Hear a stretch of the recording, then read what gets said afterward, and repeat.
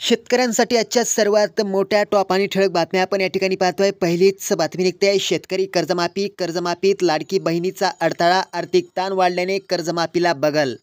पुढल्या मोठी बातमी निघते आहे, माजी मुख्यमंत्री अरविंद केजरीवाल यांच्या वाहनावर दगडफेक, भाजपवर आरोप। पुढल्या मोठ्या बातमी निघते आहे, शेतकऱ्यांवर असमानी संकट, ढगाळ वातावरणामुळे ज्वारीसह इतर पिकांचं मोठं नुकसान होण्याची शक्यता। पुढली मोठी बातमी निघते आहे, बीडमधून अजित पवार बीडचे पालकमंत्री धनंजय मुंडे यांना पहिला मोठा धक्का। पुढली मोठी बातमी निघते आहे, केंद्राच्या अस्थिर धोरणाने कांद्याची चहूबाजूने कोंडी, शेतकऱ्यांची स्थिती गंभीर। पुढली मोठी बातमी निघते आहे, रब्बीची उर्वरित ई-पीक पाहणी प्रशासनाने करावी, आमदार कैलास पाटील यांची मागणी। पुढली मोठी बातमी निघते आहे, आठवडाभरात बुलढाणा जिल्ह्यातील शेतकऱ्यांना हक्काचा पीक विमा द्या, अन्यथा परिणाम भोगा, रविकांत तुपकर यांचा इशारा। पुढल्या मोठ्या बातमी निघते आहे, अजित पोर्टलच्या माध्यमातून शेतकऱ्यांना मिळणार सर्व योजनेचा लाभ, कृषी मंत्री कोकाटे यांची मोठी घोषणा। पुढल्या मोठ्या बातमी निघते आहे, पीक विम्यासह अतिवृष्टीच्या अनुदानाची मागणी, गोदापात्रात स्वाभिमानचे जलसमाधी आंदोलन।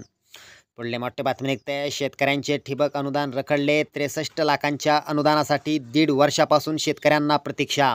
पुढली मोठी बातमी निघते आहे, शेतकऱ्यांसाठी नमो शेतकरी महासन्मान निधी योजना ठरते फायदेशीर, निधीत राज्य सरकार आणखी 6,000 रुपयांची भर घालणार, शेतकऱ्यांना मोठा दिलासा। शेतकऱ्यांसाठी या होत्या सर्वात मोठ्या टॉप आणि ठळक बातम्या। धन्यवाद।